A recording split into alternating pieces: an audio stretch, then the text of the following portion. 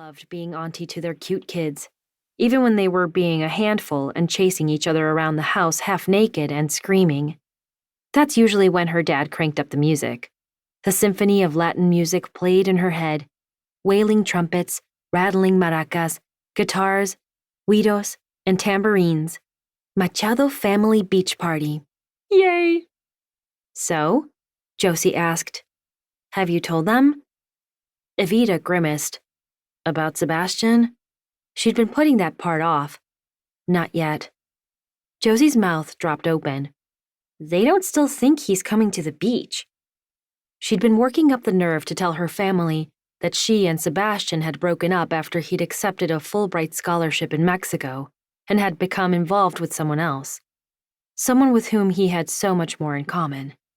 He even told Evita her name, Liliana. He'd met her playing tennis, and she sounded like everything Evita wasn't, super athletic and with advanced degrees. Sebastian was all about higher education.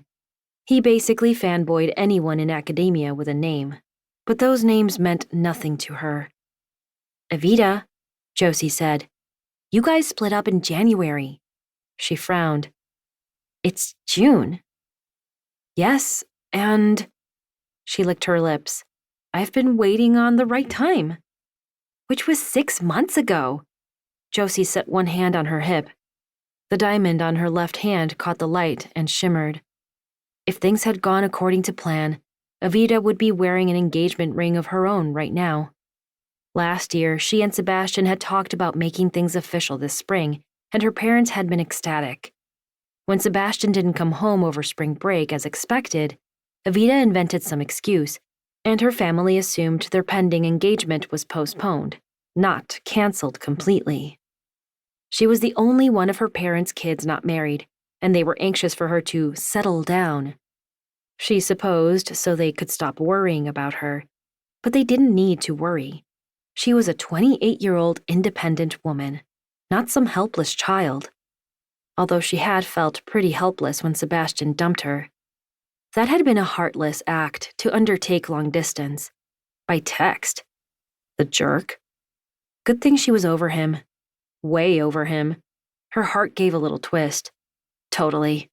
And not looking back. I was still healing in January. Josie frowned.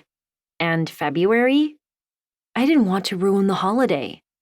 Which holiday? Josie smirked. Valentine's Day? No, seriously, Evita said. My parents love it. That's the day they got engaged.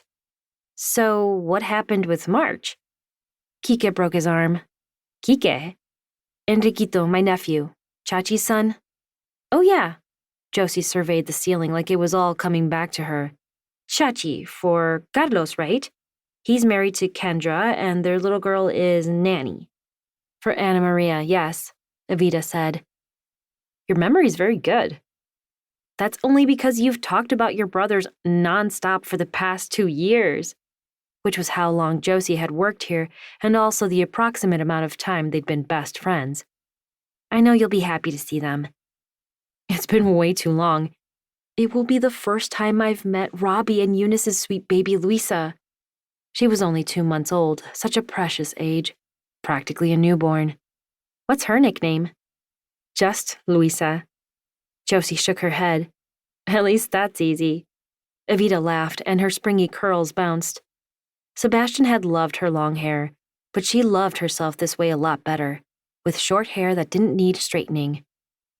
After years of wasted hours spent with her flat iron, her new look felt like freedom. She was actually glad Sebastian had left her. Otherwise, she wouldn't have realized how hard she'd been trying to bend herself to please a man. Her emancipation had come in February, shortly after she saw what he should have seen in her mirror. A dynamic woman who was good enough as she was. Scratch that. Not good enough. Great. Fantastic. Strong, accomplished, savvy. And someone who was very skilled with a pair of scissors, thank you very much. She'd never put herself in a position of weakness around a guy again. And now she was going on vacation, surrounding herself with love and family, so she could completely let down her guard, recover, breathe.